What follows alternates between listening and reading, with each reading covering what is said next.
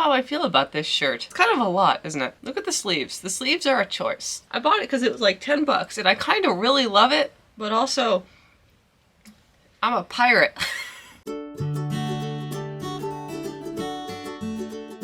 Hi everyone, welcome back to my channel. I am Emily and we are starting our Preptober vlog a couple days early. I had a bit of an epiphany last night concerning the fantasy romance that I am in the middle of drafting, and then an even greater epiphany this morning once I was putting that plan into action. Let me tell you my plans for Preptober in general. My plans for Preptober are basically NaNoWriMo early.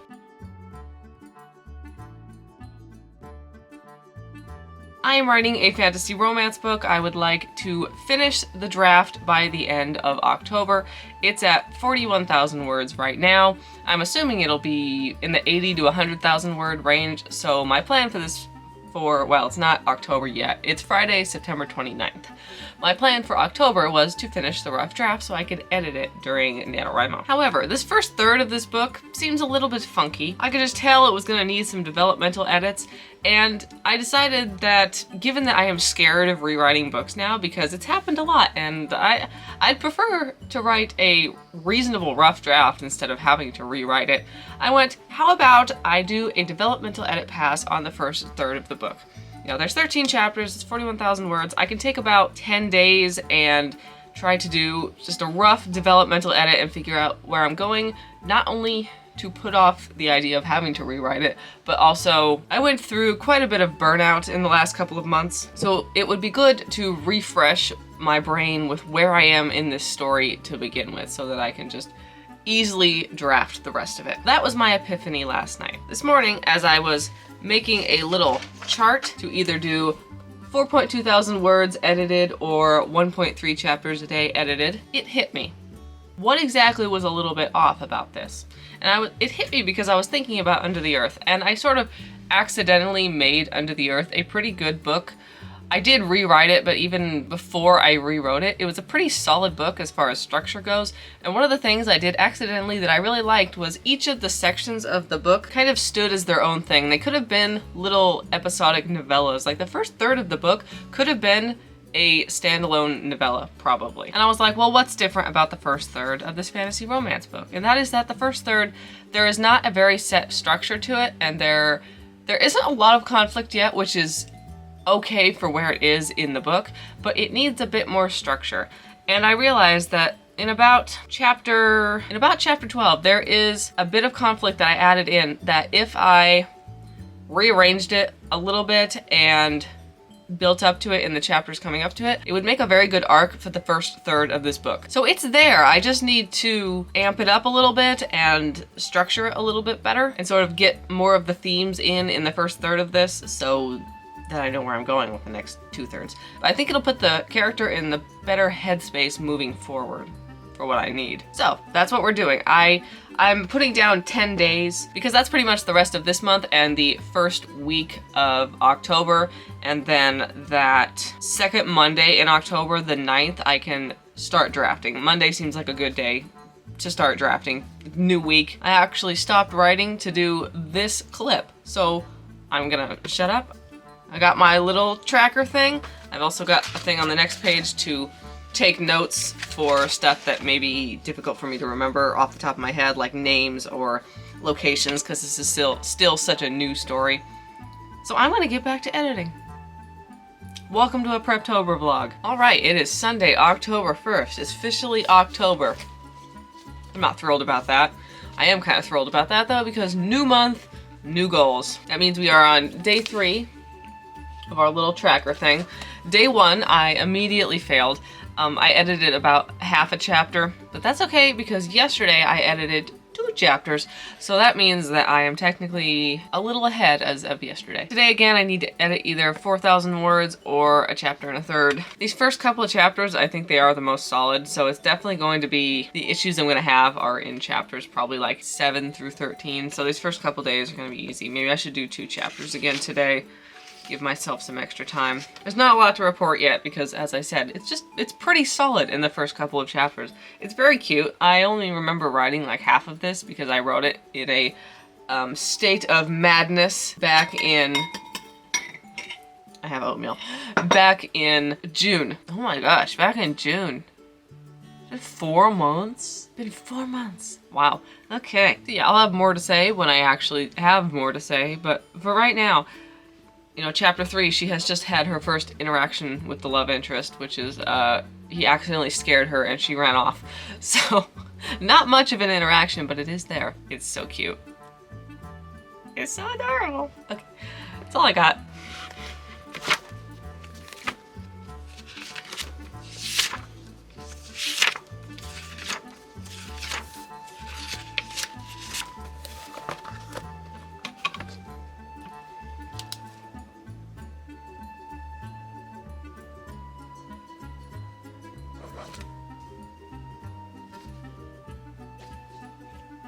It's Monday, October 2nd.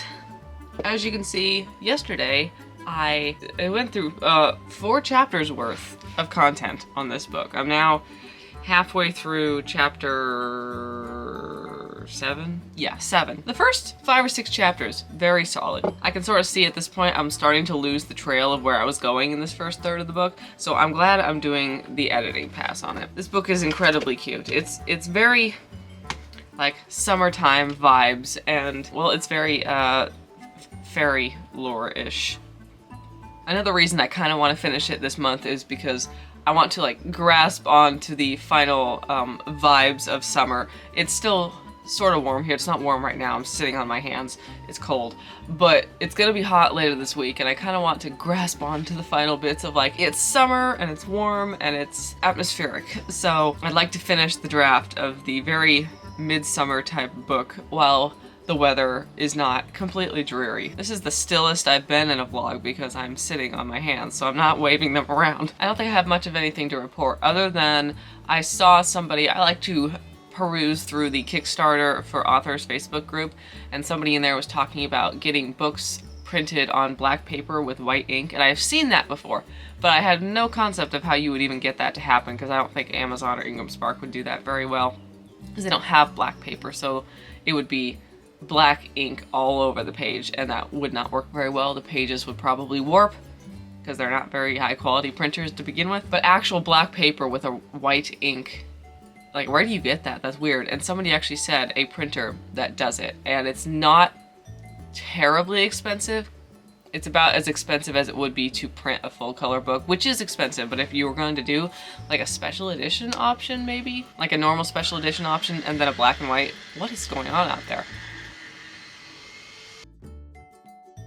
So anyway, that's just something I'm thinking, and I don't know if the noise is going to start up again, so I'm just gonna end the vlog clip because I don't think I had much else to say. We just gotta get back to editing today. Hopefully I can stay a little bit ahead for the chapters that go really funky, because they will. Oh, one other thing real quick is I am booking Natalia, my line editor for In Dying Starlight. I have a thought about In Dying Starlight that I am going to rebrand all the novellas, but I think then they're all in Kindle Unlimited, so I was planning on putting them into little Kindle Unlimited box sets, but I think I might break it up into 3 books. Books 1 through 4, 5 through 8, and 9 through 12, because that would actually make a pretty decent trilogy, and I'll probably actually do paperback versions of those. Of course, I'm going to do the big box set on Kickstarter. Eventually, it's going to be a special edition. It's going to be really fancy and everything, but it would just be nice to have 3 big books that people can buy. I don't know. This series is kind of not selling, so I'm just like, I will try anything, even if it's kind of weird, and we'll see. Maybe the individual novellas will sell better, or maybe the box set paperbacks will sell better, or maybe the one big thick paperback will eventually sell better once I do the whole thing. I don't know. We're gonna see. This is just experimentation time. In Dying Starlight is one big experiment. That's all I have to say. Yeah. Hello, it's Wednesday, October 4th. Let me grab Scrivener. I am right in the middle of chapter 10 out of 13 chapters, so I'm ahead. It's day 6 of my little challenge. So on Monday, I did not actually end up working on this at all. I went and ran errands most of the day, and then when I got home at night, I was going, yeah, I'm probably too tired to do any developmental edits properly. I tend to try to do those in the day before my brain cell has retired for the evening. So day 4 was nope. Yesterday was day 5, and I did 3 chapters. I did the second half of chapter 7, I did chapter 8 and chapter 9, and half of chapter 10, so which is about 3 chapters. This is what we got going. I'd like to finish chapter 10 and 11 today, and maybe 12 and 13 tomorrow. The good news is, I don't think it's as badly paced as I feared. It's just a book by me. Means that it is slow burn, it's cozy, and it's not enemies to lovers. Although I will write an enemies to lovers, but this one, it was never supposed to be that. So there isn't any immediate, like, the characters want to kill each other, so it feels different than other fantasy romance books, which is not necessarily a bad thing. And so far, as of chapter 10, I think the pacing is perfectly fine. I'm mostly just making sure that the main character's motivations and fears are a little bit more obvious in this first third, because she's making questionable decisions. And the questionable decisions are basically to go back and interact with this fairy that she's met. And if she was smart, she wouldn't. But I'm making it clear what's going on in her head to why she would want to do that. And it's mainly a personal motivation. There is no really huge outside threat that is forcing them together. This is her specifically wanting to go and talk to him, kind of based off things that have happened in her past, and she's like, this person might be having a similar experience to something that happened to me, and therefore I am going to try to help him. That is kind of what she's doing, which makes her somewhat of an idiot, because don't go back into fairyland when there are monsters around, you know? But it's understandable. So I'm just trying to make sure it is understandable, because it's understandable to me, but it needs to be understandable to the reader. This book is pure summer vibes, and I love it. I will say I'm not working on the line editing almost at all. If I see something that's really, really badly written, I'll fix it. But for the most part, I'm just doing developmental stuff. Line editing will come after the draft. I don't need to do that right now. Also, I'm realizing the first 1/3 of this book is 42,000 words. This first third might be a longer section. It might not actually be a third, it might be a little bit more than a third. We'll see. This is gonna be a novella. This is gonna be the ongoing joke until the day I publish this book, and probably after. Puppies! Rosie, what'd you find? Huh? What'd you guys find over there? Huh? Hey. Hey! Don't want to face the camera, huh? Alice. What'd you find in there, Alice? Oh dear.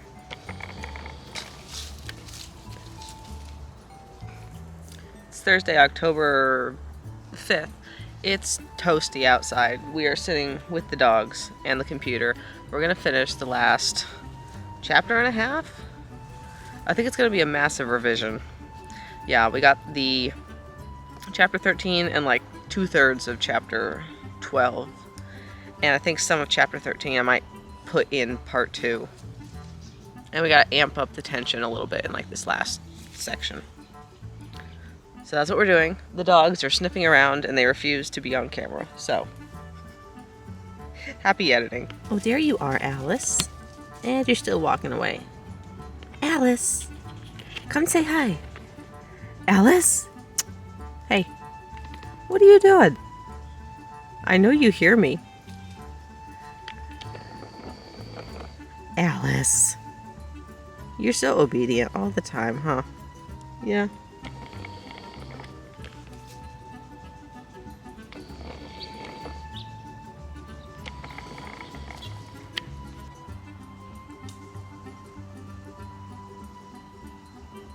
What good girls. Yeah. Hey, Alice. Good girl.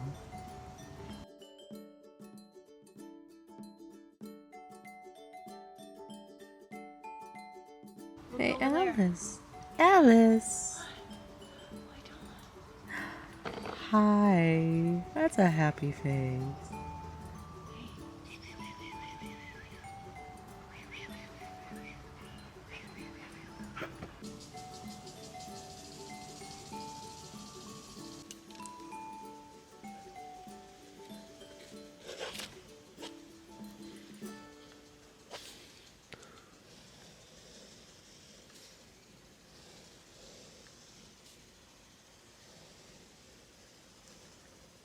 All right.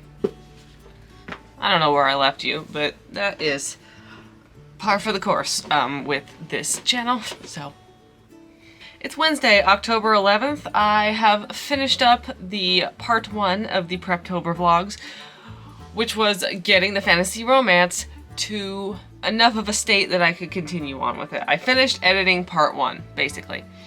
That last day that I was working on it, I finished it early. On October 5th, I wrote 3,000 words. I rewrote a whole new chapter in that. It is now much better paced. I have possibly confused myself with where I'm going with the plot later on, but that is for future editing Emily to figure out. Future editing Emily hates me. So this is what our little graph ended up looking like, because I didn't even need those last 3 days, but I also didn't really write those 3 days either, because Kickstarter stuff, and I genuinely have no clue where I'm going with this book in the best way possible. I do know where I'm going, but at a scene level, don't know. It's the best way to go, really. So essentially, this is where I am wrapping up this vlog, because we gotta move on to actually drafting the dang thing. I do believe I had a very lofty goal of finishing this book this month. The more I work on it, the more I realize it's going to be a very long book, and it might just be, October might be finished part 2 and November might be finished part 3.